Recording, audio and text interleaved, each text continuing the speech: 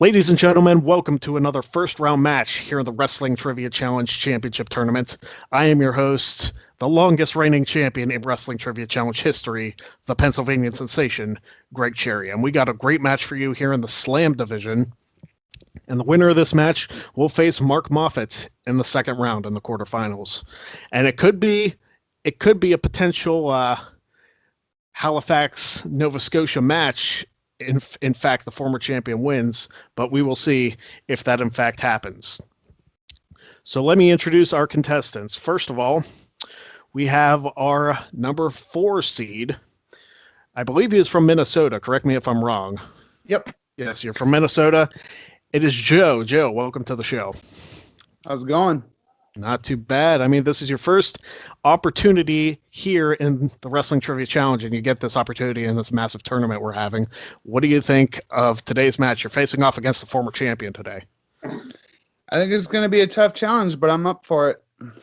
All right, that's what we like to hear. The whole tournament idea that you got going and ready to see what happens. All right, and a lot of people have said that they like the tournament, which makes me feel good because I'm the one who put this together. Not to toot my own horn, but toot toot, or an Anderson. Exactly. And we've had some surprises in the tournament so far, so this could potentially be another one, or this could be a champion dominating his way through to the finals. We will see as the show progresses. But now, let me introduce to you the former champion, the number 1 seed in the Slam division. He is from Halifax, Nova Scotia. Ladies and gentlemen, Chris Cass. Chris, welcome back to the contestant side of the show. It's very fun to be back here. I mean, it's probably been, 20 episodes since I last competed against you. We went to limit and overtime. I'm glad to be back as a contestant. And if there's one thing, Joe, if there's one thing that I know is that anyone can just send an email and walk on this show and impress the world. Because I've been there. So anything is possible when you're on this show. Very true.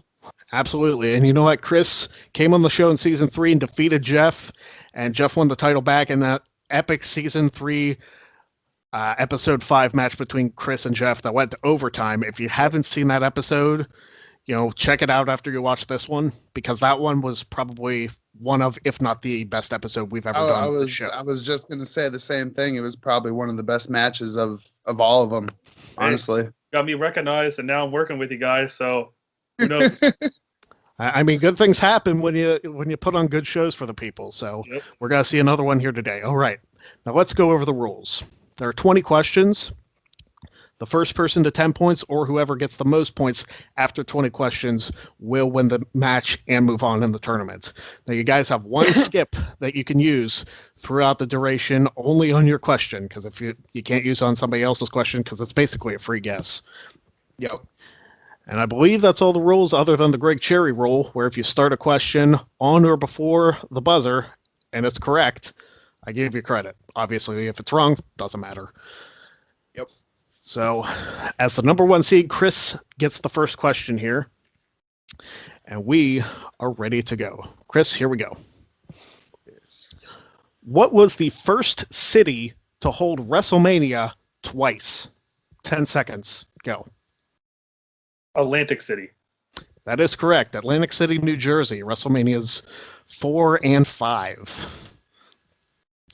A lot of people might have said New York City, but WrestleMania 2 was not actually in New York. It was Long Island, right? Yeah, I believe so. Mm-hmm. Well, it was actually in Long Island, Chicago, and LA. Yeah. And we saw how well working multiple arenas worked with Raw 25. That's actually a discussion Chris and I had earlier. Yeah. All right, Joe, here's your first question. All right. Who were the first ever NXT Tag Team Champions? 10 seconds. Go. Ooh.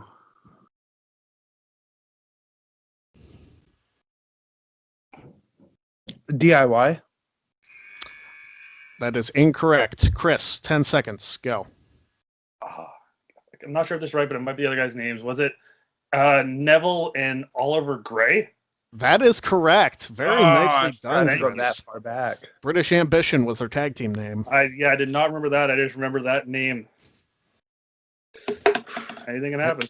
Yeah, but you got the two teammates right, which is important as well. All right, Chris, here's your next question. On an episode of Christian's Peep Show, who was Christian threatening when he asked, quote, "How do you say ass kicking in Mexican?" 10 seconds. Go. Rey Mysterio? That is incorrect. Joe, 10 seconds. Go. I want to say it was Alberto Del Rio.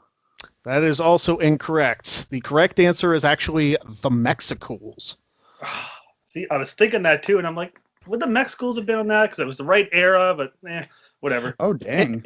It was one of those weird situations where it was a heel stable and a heel host, but they were fighting each other. It was kind of weird for the time, and that always sticks out in my mind. Yeah. Mm-hmm. That was a sweet entrance, though, with the lawnmowers. Oh, absolutely. Oh, yeah. And Christian just being Christian. He was absolutely hysterical. All right, Joe, here is your next question. How many times was the Randy Orton versus John Cena match restarted at SummerSlam 2009? 10 seconds. Go.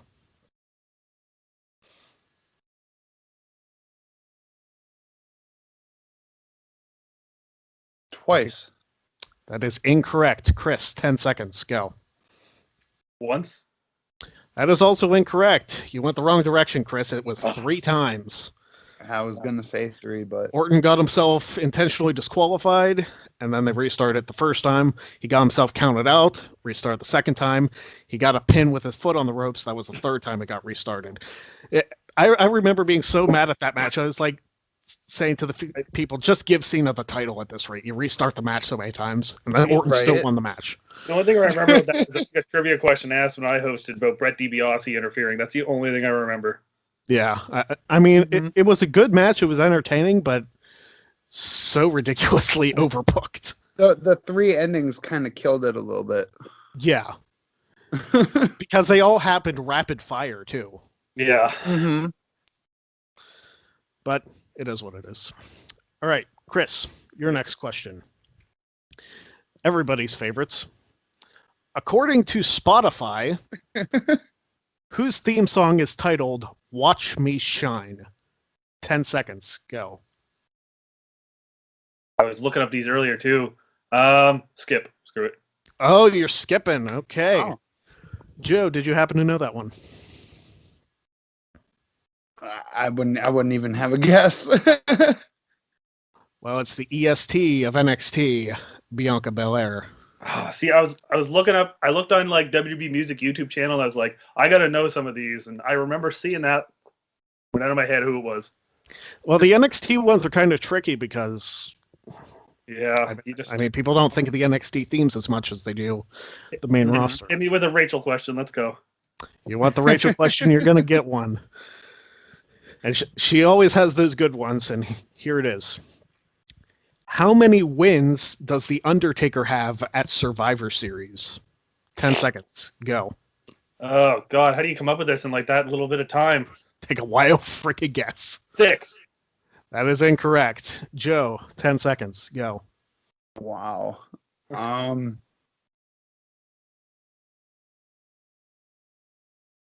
Take 9. a guess. 9 is incorrect. It was actually 12. Oh, my God. Oh, wow. How do you come up with that in 10 seconds? What the hell, Rachel? You know what? I'll explain it when I get to the second skip question, why it's funny. But we're moving on to question number 6 for Joe. All right. Mr. Anderson made his WWE television debut facing who on an episode of Velocity? 10 seconds. Go.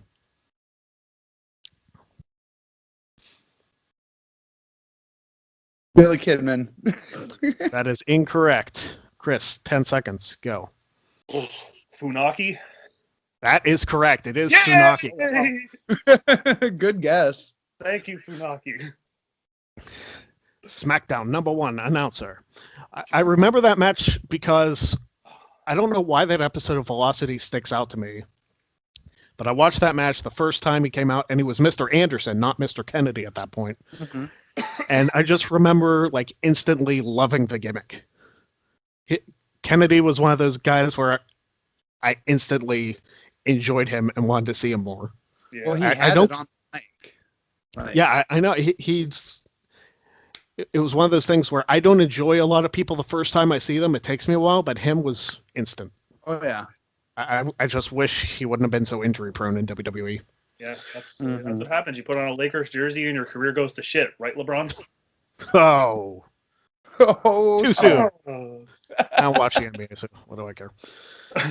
All right. Question number 7. Chris. What was the name of the team comprised of Zack Ryder and Santino Marella? 10 seconds. Go. Team Cobro. Team Cobra is correct. Very nice.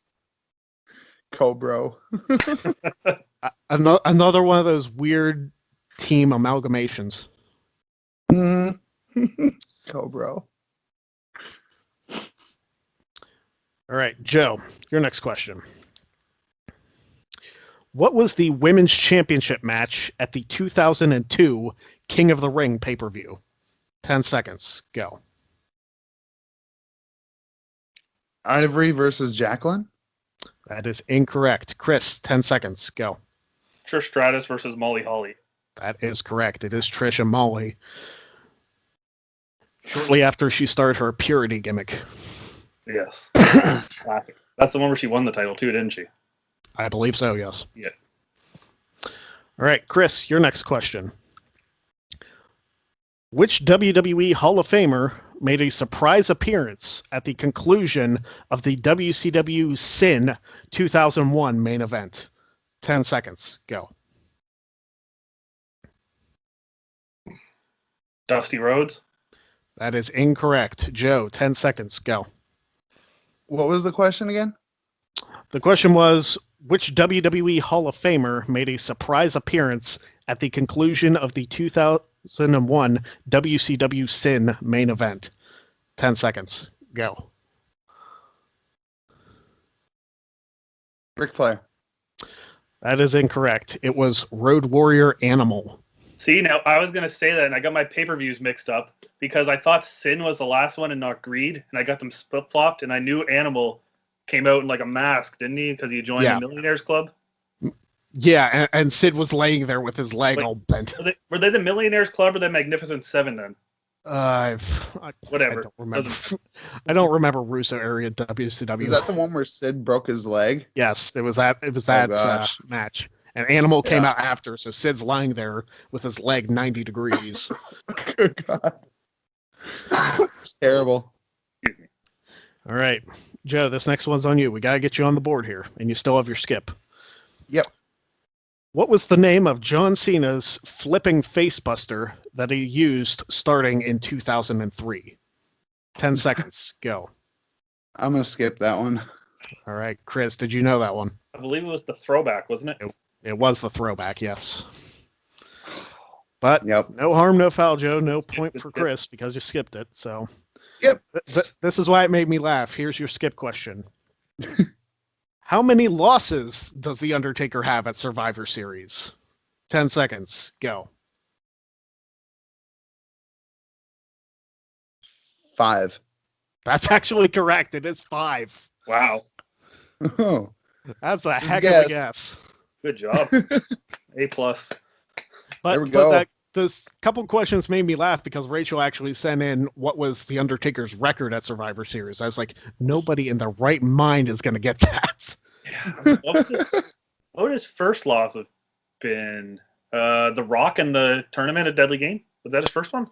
I believe it might have been because I think through the Survivor Series tag matches he was unbeaten. Well, yeah. Because then Mankind at 96. Yeah, and he beat Mankind in 95. He was on the winning the team with like Savio Vega and Fatu. 97 he didn't compete. 94 he won the casket match. Yep. 93 was the All Americans of Fallen Fanatics. Yeah, and then he lost to The Rock in the Deadly Game tournament. Yep. So that was his first loss. Yeah. And then Angle in 2000, and I don't know. We'll go over that someday. Yeah, we did a Survivor Series video. I think it's already up.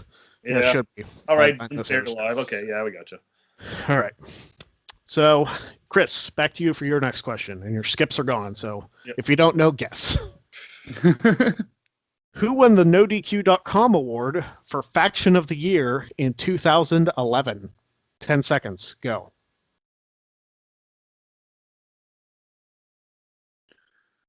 The Nexus. That's right. It is the Nexus. Wow. Okay.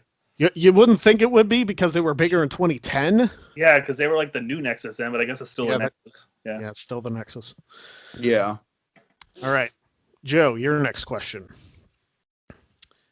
Which TNA character was born during the Paparazzi Idol segments in TNA featuring Kevin Nash and SoCal Val as judges? 10 seconds. Go.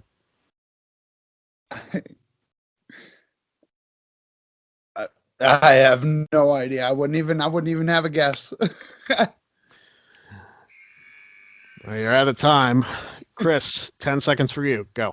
So I know what you're looking for here, and there's something that happened at the end, but during the segments, it was Black Machismo, yeah. It was Black Machismo, yeah. But at the end of those, which led into the Battle Royal, was Austin Starr. Yeah, but he wasn't a part of the Paparazzi Idol segments. Yeah, that's specifically what I asked for. I was thinking that too when I read the question. It's like, wait a minute, Austin Starr came out.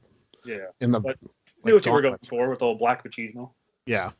Fantastic segments if you haven't seen them. Man, I love those things with the push-up machines, or like those are Bob Backlund approved. Like that whole Paparazzi production series, I love going back and watching that all the time. I mean, the comedy gold with Kevin Nash and Alex Shelley from like when they first formed as their partnership, I guess, was great, just amazing. And my favorite thing of that is the ink blots where he's holding them up to Loki Senshi at the time, and he's like "Warrior" to everyone, and Kevin Nash goes, "How are you going to tell me this looks like Jim Hellwig?" Yeah, that was fantastic. I forgot about that you mentioned it, but now I remember it. It was just fantastic. All right. Chris, we're on you. What was the first championship that Chris Jericho won in WCW? 10 seconds. Go. TV title? That is incorrect. Joe, 10 seconds. Go. Well, you took my guess, so I'm going to have to say the Cruiserweight Championship. Cruiserweight Championship is correct. They were the only two titles he won in WCW, so it had to be one of them, right?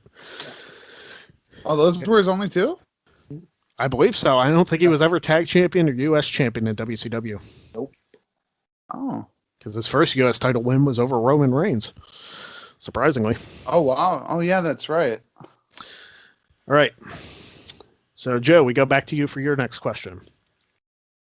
Yep. Speaking of, in the 1998 Survivor Series Deadly Games tournament, how many people received a bye during the course of the tournament? 10 seconds. Go. 3. That is correct. It is 3. Because The Undertaker and Kane received first round buys, and Stone Cold earned a bye also during the tournament. Yep. All right. Chris, we're going to your next question. Which current WWE personality once used the name Sterling James Keenan on the independent circuit prior to signing with WWE? 10 seconds. Go. Corey Graves. That is correct. It is Corey Graves, Virtue's favorite person in the world. I knew a lot about him because I had a friend who really loved his indie work. So back in like 2005, 2006, we were making like graphics at the time for our signatures on wrestling forums. There you go. Yeah. You know, and Corey Graves was one of the guys who trained me when I first got into the business. So, yeah, I had to show a little respect with him. I was hoping somebody would get that question right. So, Chris got it right, and there we go. Joe, here we go for you. All right.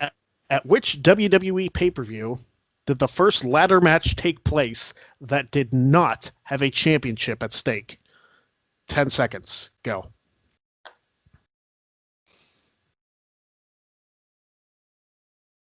I can't think of what pay-per-view, but I think I know what match. SummerSlam 99? That is incorrect. Chris, 10 seconds. Go. King of the Ring 99. King of the Ring 99 is correct. I bet you were thinking of the Austin McMahon match, or Austin versus Vince and Shane. Yeah. Just couldn't think of the right pay-per-view. All right. We go back to Chris for his next question. What was the stipulation of the handicap match between The Undertaker and the Dudley Boys at the 2004 Great American Bash pay-per-view? 10 seconds. Go. A concrete crypt match. That is correct. And with that, that is Chris's 10th point.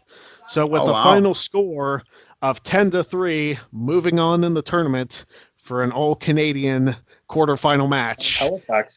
All Halifax, Nova Scotia quarterfinal match. It is Chris. Chris, congratulations on your win today.